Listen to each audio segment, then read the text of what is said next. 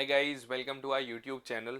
Guys, in this video we will be discussing everything related to CLAT 2025 quantitative techniques section. ठीक है, everything in and out, क्या solutions थे, किस तरीके से solve करना चाहिए था, किन बातों का ध्यान रखना चाहिए था, और क्योंकि अब पेपर हो चुका है तो पोस्ट एनालिसिस के पॉइंट ऑफ व्यू से हम क्या चीज़ें उससे सीख सकते हैं, क्या की टेक अवेज हो सकते हैं जो कि इस साल जो बच्चे पेपर दे रहे हैं, जो भी स्टूडेंट्स, जो भी एस्पिरेंट्स हैं, उनके लिए क्या लर्निंग्स हो सकती हैं प्रीवियस ईयर पेपर से. Okay, also there was couple of unwanted glitches, वो क्यों थे, क्या लॉजिक था, किस तरीके से हुआ, सारी चीज़ों पे हम बात करेंगे, सारी चीज़ें डिटेल में डिस्कस करेंगे. ओके, चलिए तो स्टार्ट करते हैं पीपल.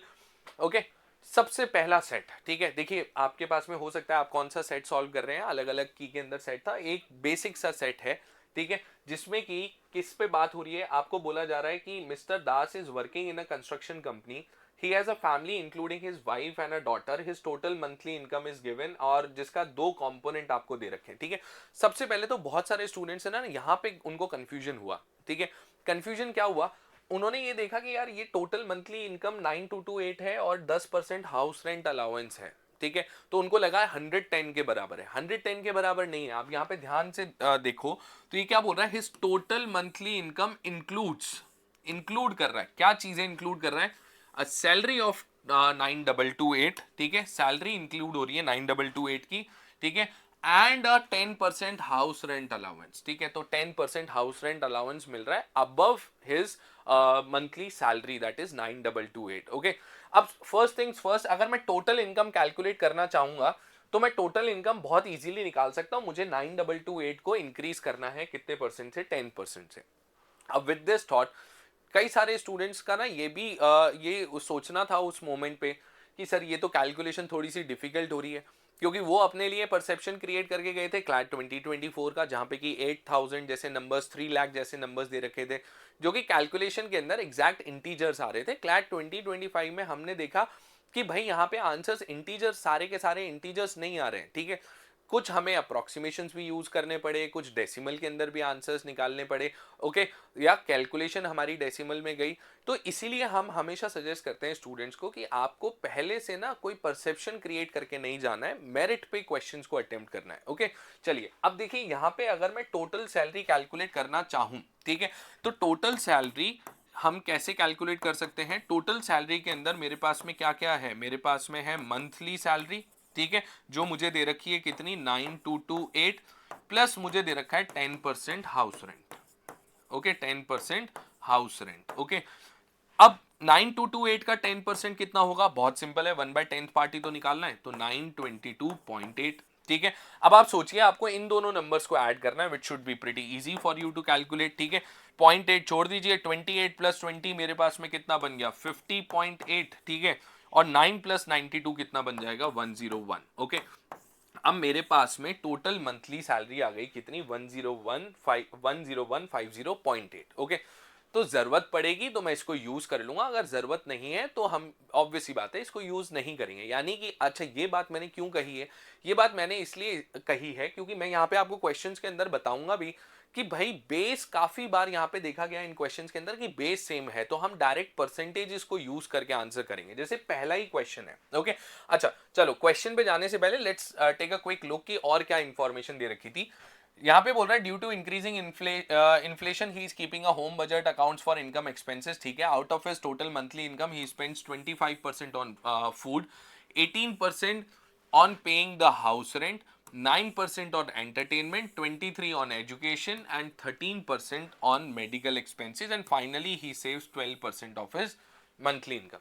ये पूरा डेटा मेरे को यहाँ पे दे रखा है. ठीक है, तो परसेंटेज फिगर्स दे रखे हैं which is easy to calculate, बहुत ज्यादा कॉम्प्लिकेटेड नहीं है. Okay, now coming to the first question, क्या बोल रहा है पहला question, if the expenditure on food and entertainment is increase by 10%. ठीक है, अब फूड एंड एंटरटेनमेंट का प्रेजेंटली कितना एक्सपेंडिचर है, फूड प्लस एंटरटेनमेंट का प्रेजेंटली कितना एक्सपेंडिचर है वो देखते हैं.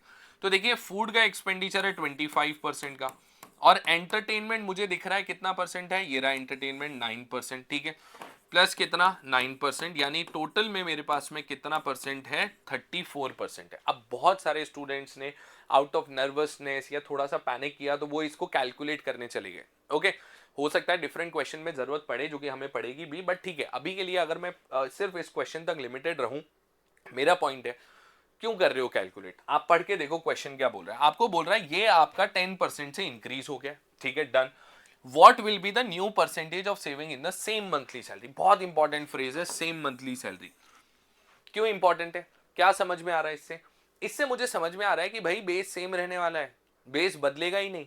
तो आप सोचो, ये जो एक्स्ट्रा आपने खर्चा कर दिया है, ये कहां कंपनसेट होगा? आपकी सेविंग में से कंपनसेट होगा, ठीक है। This will be compensated on in your savings, ठीक है। तो अब सेविंग के अंदर कॉम्पनसेट होगा, तो सोचो कितना इंक्रीज करा मैंने। अब मैं देखता हूं 34% को मैं इंक्रीज करना है 10 से, ठीक है। तो मैंने इंक्रीज करा 3.4% का, ठीक है। कितने का इंक्रीज हुआ? 3.4% का, ओके। अब आप बोलेंगे कि सर ऐसे थोड़ी ना निकल सकता है, वैल्यू पे ही तो निकालना पड़ेगा। क्यों निकालूं वैल्यू पे? बेस तो बदल ही नहीं रहा है, बेस बदलेगा तो बात करूंगा, हम तो डायरेक्ट ही कैलकुलेट कर रहे हैं।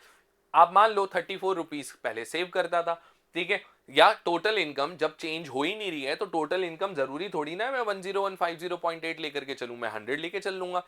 तो मेरा पहले खर्चा कितना हो रहा था? 34 रुपीज का। अब उसको मैंने इंक्रीज कर दिया 3.4 से, ठीक है। ये कंपनसेट होगा किसमें? सेविंग के अंदर। सेविंग मेरी पहले कितनी थी? 12% की, इधर लिख लेते हैं, ठीक है। पहले सेविंग कितनी थी? 12% की।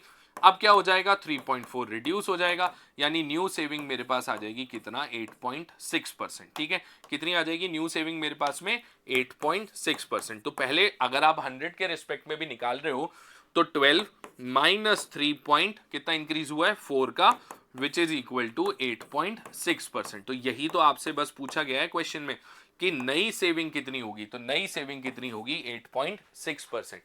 मॉरल ऑफ द स्टोरी, आपको यह समझना था यहां पर, या अब आप सीखिए कि आने वाले टाइम में अगर इस तरीके के क्वेश्चंस आपसे पूछे जाते हैं जहां पे बेस नहीं चेंज हो रहा है, तो मुझे हर चीज वैल्यू के अंदर निकालने की जरूरत नहीं है, मैं डायरेक्ट परसेंटेज फिगर्स में ही डील कर सकता हूं। ओके, चलिए नेक्स्ट क्वेश्चन पे मूव ऑन करते हैं। अब देखिए नेक्स्ट क्वेश्चन हमें क्या बोल रहा है, how much total money has he spent on food and entertainment. अच्छा, अब फूड एंड एंटरटेनमेंट अभी अभी जस्ट मैंने निकाला कि परसेंटेज कितना उसने खर्चा करा था। उसने खर्चा करा 34% का फूड एंड एंटरटेनमेंट पे।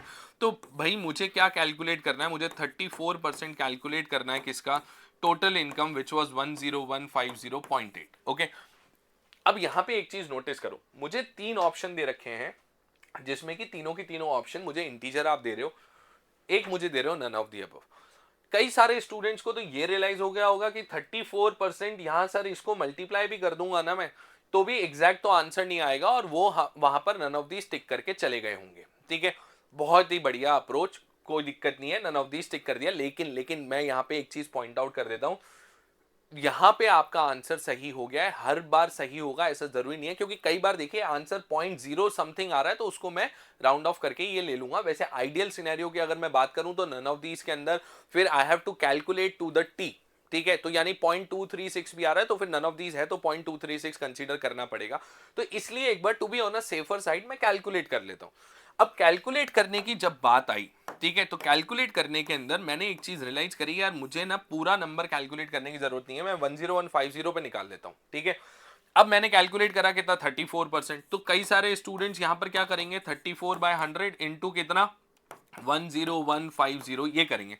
सर 2 से कैंसिल कर देते हैं एंड सो। नहीं, मैं ये नहीं करूंगा। मेरे को यहाँ पे 100 दिख रहा है, मैं यहाँ पे एक छोटा सा काम कर रहा हूं। मैंने क्या करा है, इसको डबल कर लिया और इसको भी डबल कर दिया, ठीक है। तो ये मेरे पास में बन गया 34/200, और इसको ये 10150 का डबल बहुत ही सिंपल है, ठीक है। ये यहाँ पे कितना आ जाएगा? 15 का डबल इज 30, तो बेसिकली 300, तो ये आ जाएगा 20300, ठीक है। देखो कितना सिंपल था, आपको सिर्फ और सिर्फ किससे मल्टीप्लाई करना है? 17 से, ठीक है। तो ये छोटे छोटे ऑब्जर्वेशन ना काम में आ सकते हैं आपके, ओके। आप 17 से मल्टीप्लाई करोगे तो ये 17 इंटू 3 इज 51, 17 इंटू 2 इज 34, तो अप्रोक्सीमेटली भी आएगा तो भी 3451 आएगा, जो कि मेरे इन तीनों ऑप्शन से दूर है। एक बात मैं हाईलाइट कर देता हूं, 3541, ठीक है।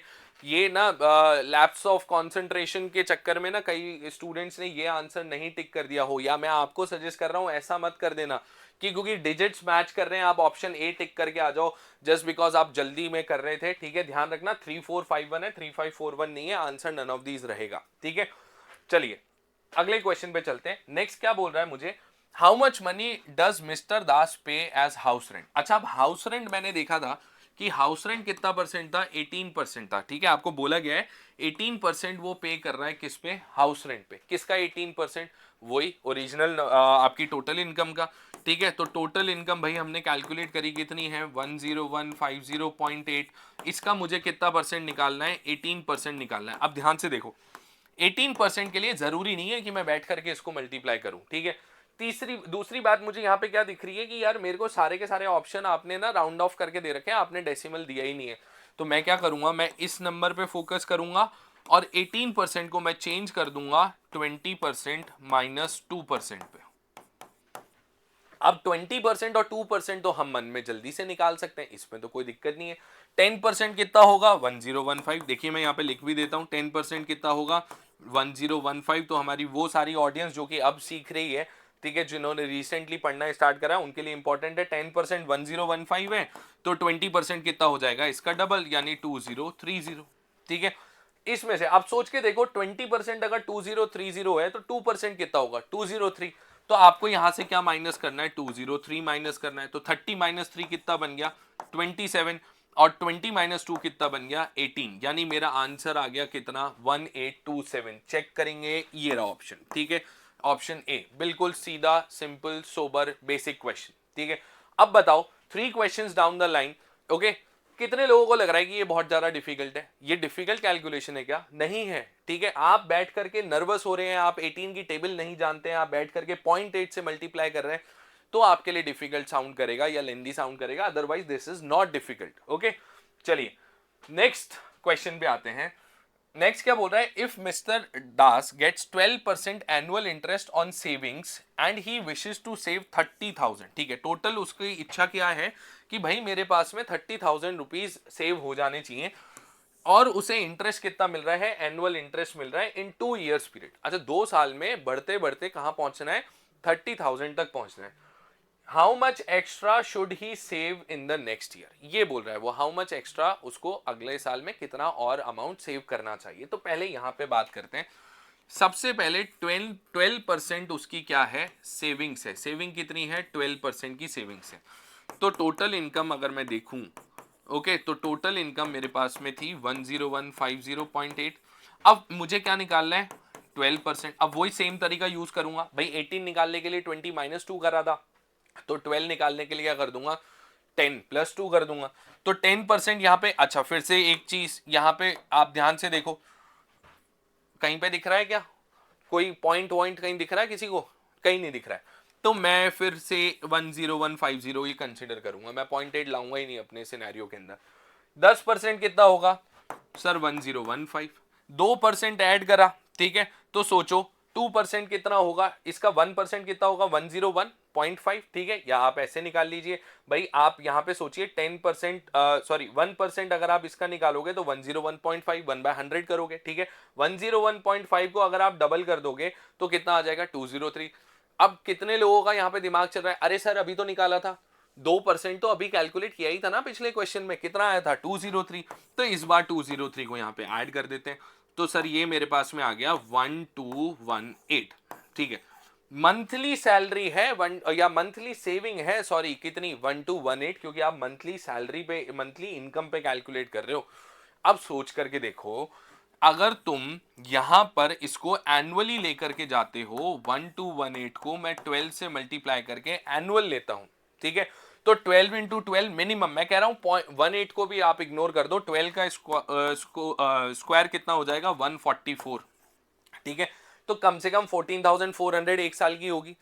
अगले साल अब इसको जब मैं 12% और इंक्रीज करूंगा, फिर दोबारा 12 से मल्टीप्लाई करूंगा। अच्छा, पहले तो यहां पे 18 ऑलरेडी है, इस पर मुझे 12% इंटरेस्ट भी मिलेगा, तो 12% इंटरेस्ट का मतलब मैं 112% करूंगा। ठीक है, और कितने साल में मुझे पहुंचना है यहाँ पे, अगर मैं कह रहा हूं, मेरा पॉइंट यहाँ पे समझिए, मैं ये कहना चाह रहा हूं, अगर आप इंटरेस्ट नहीं भी जोड़ते, आप जितना पहले साल सेव कर रहे हो उतना ही आप दूसरे साल सेव करते रहते। ठीक है, यानी कि आपने फर्स्ट ईयर में 1218 पर मंथ सेव करा, नेक्स्ट ईयर भी आप उतना ही सेव करते, और आपको दिख रहा है कि मैं उसे 12 से मल्टीप्लाई करूंगा तो सर यही नंबर मेरा 30,000 क्रॉस कर जाएगा, जबकि 12% तो उस पर इंटरेस्ट भी मिलेगा, पहले साल में इंटरेस्ट भी मिलेगा।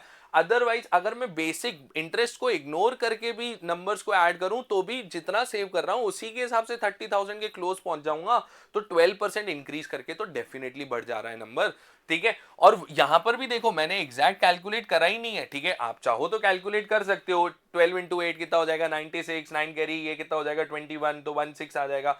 ओके सॉरी यस 12 प्लस 9 कितना हो जाएगा 21, तो 16 आ जाएगा। 12 टू 24 एंड सो ऑन। आपको दिख रहा है ये नंबर बढ़ जाएगा और 30,000 क्रॉस कर जाएगा।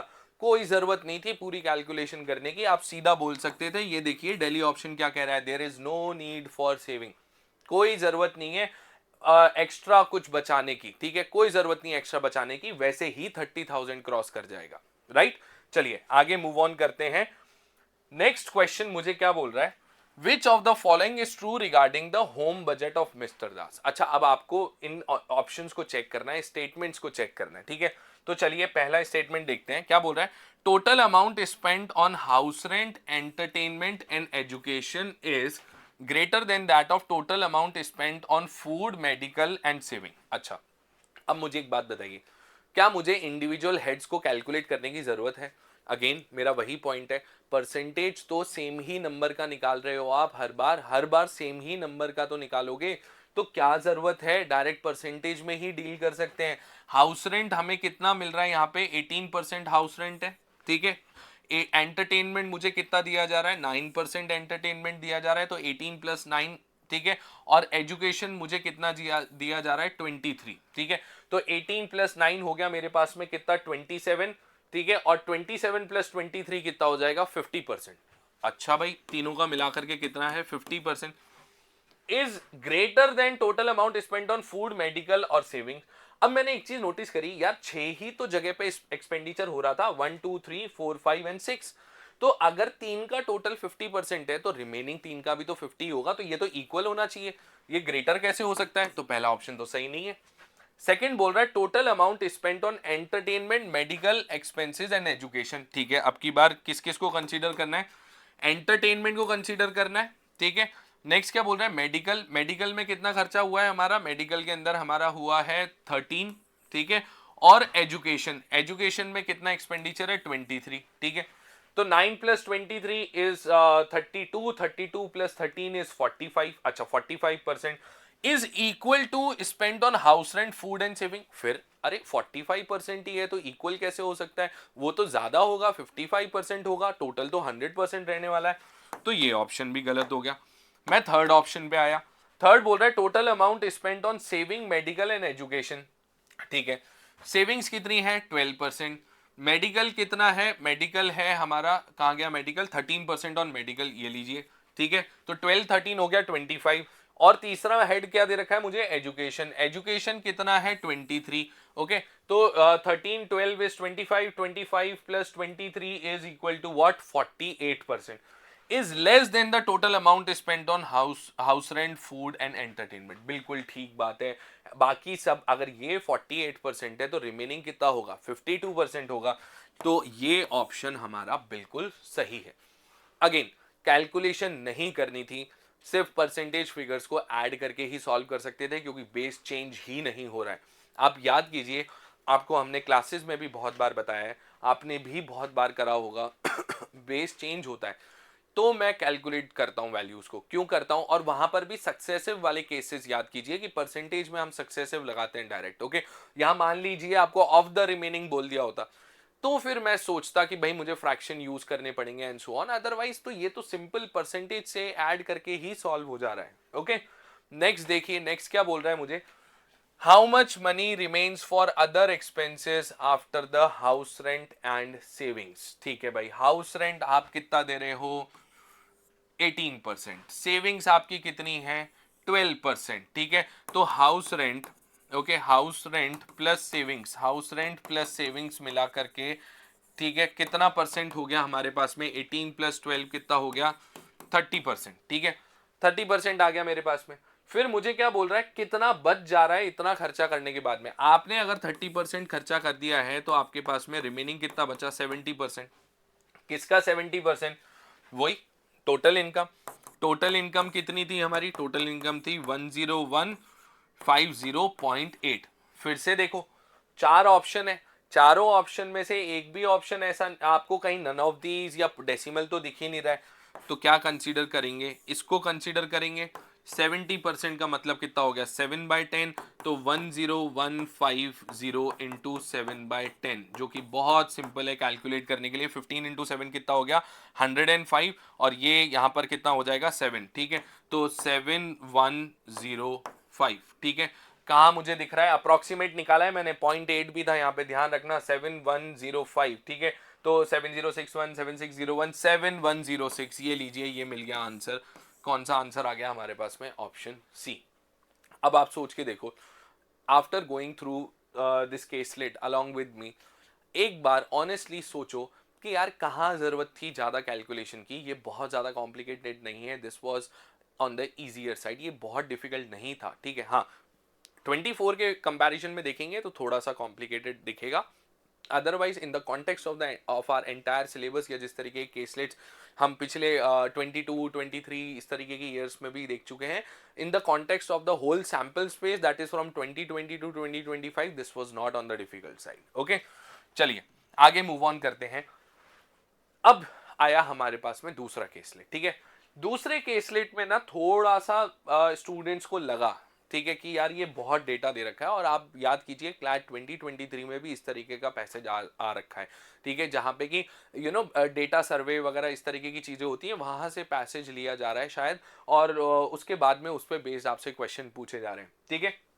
तो एक बार देखते हैं क्या बोल रहा है। मुझे बोल रहा है according to the estimates of the world inequality report. देखिए, एक रिपोर्ट की बात कर दी है। In India men earn 82% of the labour income, whereas women earn 18% of it, ठीक है। तो men को 82% मिल रही है, women को 18% मिल रही है।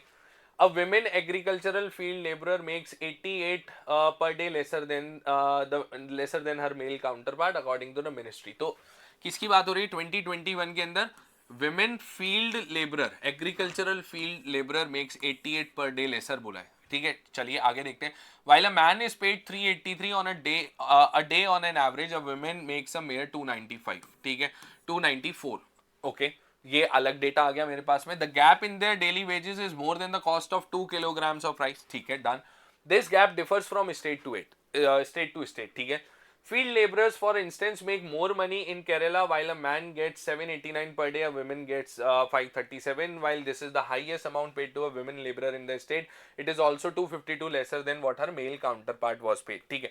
तो अब स्टेट टू एट कंपैरिजन हो रहा है, और किस कैटेगरी का कंपैरिजन हो रहा है, किस कैटेगरी में कंपैरिजन हो रहा है, यहाँ पे ध्यान से देख लेना। डेली वेजेस की तो बात हो चुकी है, फील्ड लेबरर्स की बात हो रही है, ठीक है, okay. This gap differs from state to at, field labourers की बात कर रहे हैं यहाँ पे। While this was highest and 252 lesser, done. फिर मेरे को बोला जा रहा है 2021 के अंदर Tamil Nadu has the highest gender gap among agricultural field labourers. Agricultural field labourers की बात हो रही है at 112%। It is followed by Goa 61% and Kerala. Kerala का परसेंटेज नहीं दिया है, सिर्फ गोवा का दे दिया है कि 61% क्या होगा, मेल का ज्यादा होगा, ठीक है। जेंडर गैप के अकॉर्डिंग मेल्स का क्या होगा, 61% ज्यादा होगा, डन। फिर क्या बोल रहा है? The wage gap is the lowest in Jharkhand and Gujarat, 6% each. Percentage में लोएस्ट है, but the women labourers there get paid rupees 239 and 247 per day, ठीक है। तो डेटा मुझे क्या करा है यहाँ पे, झारखंड और गुजरात का परसेंटेज भी दे दिया, और आपको ये भी दे दिया है, ठीक है। वेज गैप का परसेंटेज दिया है, ध्यान रखना, और आपको एक्चुअल डेटा भी दे दिया कि वुमेन को आप कितना पे कर रहे हो, ओके। फिर बोल रहे हैं main earn more than women across all forms of work. अब वर्क की कैटेगरी के अकॉर्डिंग कंपैरिजन हो रहा है। The gap greatest for self employed. In 2023, male self-employed workers cared 2.8 times that of women, ठीक है। तो 2023 में बोल रहा है male self employed care 2.8 times that of women. किसकी बात हो रही है? सेल्फ एम्प्लॉयड की बात हो रही है, ठीक है। In contrast male regular wage workers, अब देखो पहले सेल्फ एम्प्लॉयड था, अब किसकी बात हो गई? रेगुलर वेज वर्कर्स की बात हो गई। Care 24% more than women and man casual workers, अब किसकी बात हो गई है? कैजुअल वर्कर्स की बात हो गई है, 48% मोर, ठीक है। तो सेल्फ एम्प्लॉयड है, रेगुलर है, और कैजुअल वर्कर्स है।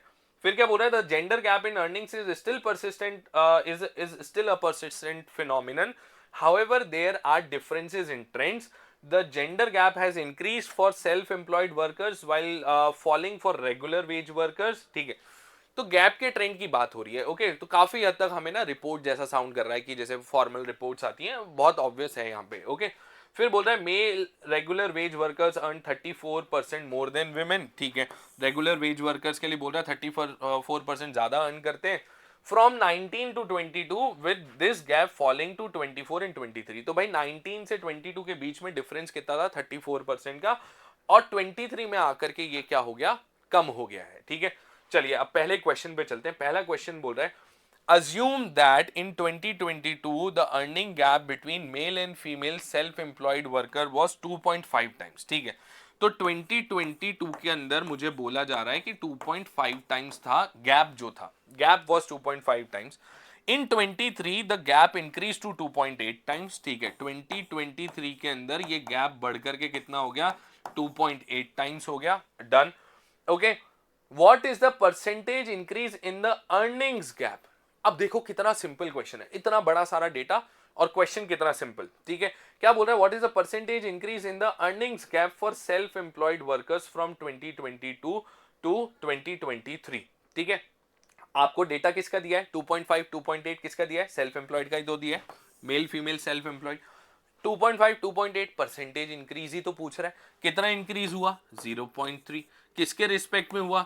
2.5. भाई पहले गैप कितना था? 2.5 का, अब 0.3 बढ़ गया. इनटू कितना?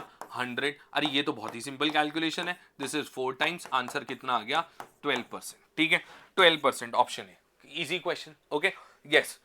आप अगर पहले परसेप्शन पे जाओगे या पहले आप इस डेटा को देखोगे तो आपको शायद हो सकता है ऐसा साउंड करे कि ये तो थोड़ा ना ट्रिकी ज्यादा हो गया है, बट प्रैक्टिकली देखेंगे तो ज्यादा ट्रिकी नहीं है. ओके, 12% है, बड़े आराम से निकल रहा है. ओके, नेक्स्ट क्वेश्चन क्या बोल रहा है? Which of the following statement is correct? अच्छा ठीक है, the wage gap of Goa and Kerala state is less then that of Tamil Nadu. ठीक है, तो अब वेज गैप की देखो स्टेट वाइज कहां पे बात करी थी? यहां पे बात करी थी.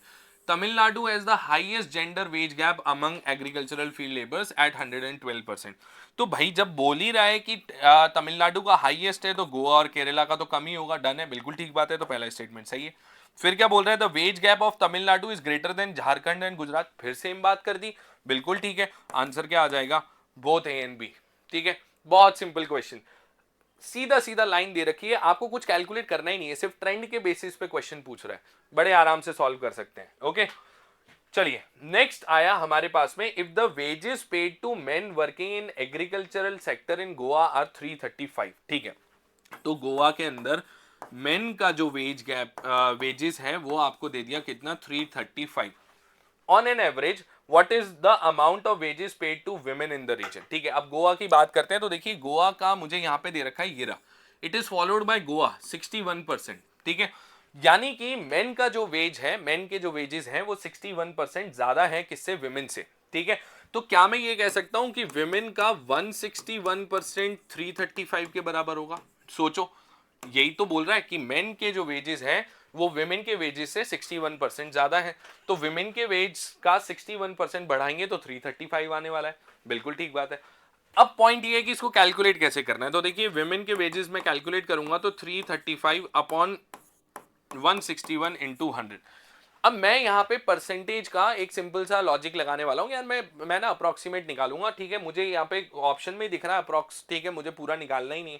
ओके, तो सबसे पहले मैंने इस नंबर को डबल करा. ठीक है, तो 161 का डबल कितना हो गया? 61 का double basically this is 2 times, this is 2 times, और ये मेरे पास में आ गया 322. ठीक है, तो 200 से तो ऊपर आंसर आने वाला है, ये बात फैक्ट है. ठीक है, अच्छा कितना और डिफरेंस है? मुझे कितना और इंक्रीज करना है? 13 और इंक्रीज करना है, मुझे दिख रहा है यहाँ पे. अगर मैं 13 ऐड कर दूंगा 335 बन जाएगा. ओके, अब यहाँ पे नोटिस करो आपका जो डिनोमिनेटर है, ठीक है, वो कितना है?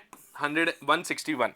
ठीक है, तो अगर आप 10 निकालते हो, अगर इसका 10% ऐड कर दोगे, इसके अंदर 10% निकालोगे तो कितना ऐड होगा? 16 ऐड होगा. ठीक है, और अगर आप 5% निकालोगे तो 8 पॉइंट समथिंग ऐड होगा. ठीक है, तो आपको दिख रहा है यार ये जो नंबर ऐड होना चाहिए ना, ये क्या होना चाहिए? ये 5 से 10 के बीच में ऐड होना चाहिए. ठीक है, तो क्योंकि 5% का मतलब कितना हुआ? 8, और 10% का मतलब कितना हुआ? 16. लेकिन नंबर कितना ऐड होना चाहिए? नंबर ऐड होना चाहिए मेरे पास में कितना? 13. तो यानी कि मेरा आंसर मुझे दिख रहा है 205 से 210 के बीच में कुछ आना चाहिए.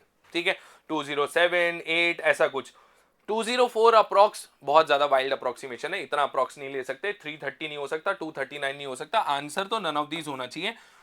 और गाइस इसी प्रॉब्लम की वजह से ये जो आपका क्वेश्चन था दिस वाज रिट्रैक्टेड, ठीक है, ये जो क्वेश्चन था आपका पूरा का पूरा इसे रिट्रैक्ट कर लिया गया था, यानी इसे आपके कैलकुलेशन में, रिजल्ट कैलकुलेशन में काउंट नहीं किया गया था। ओके, चलिए अगले क्वेश्चन पे चलते हैं। अब देखिए ये क्वेश्चन फिर से रिट्रैक्ट हुआ। क्यों रिट्रैक्ट हुआ ये क्वेश्चन, उसका लॉजिक समझाता हूं। आपको बोल रहा है with reference to the information in question 115 above, ठीक है। अब क्वेश्चन कौन सा है, 118। 115 में किसकी बात करी गई है, 115 में तो कुछ और ही बात हो रही है, ठीक है। इस क्वेश्चन का, इस अब जो क्वेश्चन हम कर रहे हैं उससे कोई लेना देना नहीं है, ठीक है। तो 115 का तो यहां पे गड़बड़ थी, ठीक है। Which region of the mentioned of the below mentioned state offers the least wages to women workers in any sector? अच्छा, पहली बात तो अगर मैं आंसर निकालता भी, ठीक है, अगर ये यहाँ पे नहीं होता तो देखिए मुझे गोवा के बारे में नहीं पता है कि कितना होगा, ठीक है। मुझे मालूम है कि भाई हाईएस्ट तो कितना है, तमिलनाडु का है, ठीक है। फिर मुझे बोल रहा है गोवा, केरला, और यहां पे मुझे इन दोनों का डेटा दे रखा है। तो अगर मैं आंसर टिक करता भी तो भी गोवा टिक करूंगा, मैंने अभी अभी गोवा का कैलकुलेट करा है, लेकिन पिछले क्वेश्चन में कैलकुलेट करा है, 115 में नहीं करा था, पिछले क्वेश्चन में कैलकुलेट करा है कि 208 आएगा। तो यहां लॉजिकली क्या आंसर बनना चाहिए था, गोवा का लोएस्ट होगा, ठीक है। केरला का तो एग्जैक्ट आपको दे ही रखा है ना, ठीक है। तो और तमिलनाडु का और इसका ज्यादा है, केरला का, सॉरी केरला नहीं, आपको किस किस का दे रखा है, झारखंड और गुजरात का दे रखा है, ठीक है। आपको 239, 247, गोवा का हमने निकाला अभी 208, ठीक है। और इसी डिस्क्रिपेंसी की वजह से ये वाला क्वेश्चन भी आपका क्या हो गया था, रिट्रैक्ट कर लिया गया था, ठीक है। तो आंसर गोवा हम टिक कर सकते थे, लेकिन ये क्योंकि यहाँ पे 115 था और थोड़ा सा क्लैरिटी और बेटर हो सकती थी, लैंग्वेज और बेटर क्लियरली दी जा सकती थी स्टूडेंट्स को कैलकुलेट करने के लिए, तो ये क्वेश्चन भी आपका विड्रॉ कर लिया गया था। तो दो क्वेश्चन मैथ्स के सेक्शन में आपके विड्रॉ किए गए थे, ठीक है। चलिए नेक्स्ट पे चलते हैं। नेक्स्ट क्या बोल रहा है मुझे, in 2023 if the average annual income of female self employed workers is 250, ठीक है। फीमेल सेल्फ एम्प्लॉयड वर्कर की एवरेज एनुअल इनकम है कितनी, 250। How much do male self employed worker care on an average, ठीक है, अर्न ऑन एन एवरेज बोल सकते हैं, ठीक है। तो 250 थी किसकी, फीमेल की, और कहां की बात हो रही है, 2023 की, ठीक है। अब यहां पे देखो 34% मोर देन द विमेन ऐसा बोल रहा है मुझे, ठीक है। और 250 मुझे दे रखा है किसका, फीमेल का, ठीक है, 1922, and the gap falling to 24% in 2023, ठीक है। अब देखिए average annual income of female self employed workers, इस पे फोकस करना, सेल्फ एम्प्लॉयड। तो यहां पे 2023 यहां से मत ले लीजिएगा, यहां पे देखिए, यहां पे क्या बोल रहा है, यहां पे बोल रहा है men earned more than women across all forms of work, the gap greatest for self employed in 2023, ठीक है। Male self employed workers care 2.8 times that of women, ठीक है। विमेन का आपको दे रखा है कितना, 250, ठीक है। और आपको बोल रहा है मेल का कितना है, 2.8 टाइम्स दैट ऑफ विमेन, ठीक है। तो अगर मैं 250 का 2.8 टाइम्स कैलकुलेट करूं, यानी 28/10 निकालूं, तो ये जीरो कैंसिल हो जाएगा। 25 इंटू 8 इज 200, ओके। तो 20 एंड 25 इंटू 2 इज 50 प्लस 20, मेरे पास में आ जाएगा कितना, 700, ठीक है। तो 700, ओके। ये एज गैप का बात कर रहा है, यहां पे सीधा सीधा दे रखा है कि वेजेस कितने थे, 2.8 टाइम्स थे, ठीक है। तो कितना आ जाएगा, 700। सोचो, आसान क्वेश्चन है ये, इतना सारा डेटा हमें यूज करने की जरूरत नहीं पड़ रही है ना। नेक्स्ट लास्ट क्वेश्चन पे चलते हैं। लास्ट क्वेश्चन बोल रहा है if a female casual worker earns 200 per hour, ठीक है, what is the hourly wage of a male casual worker given that male casual workers earn 48% more than the female casual workers? अब देखो सारा data आपको question में ही दे दिया, कुछ अलग से करने की जरूरत ही नहीं है, ठीक है। तो फीमेल्स का आपको बोल रहा है कि कितना अर्न करते हैं, 200।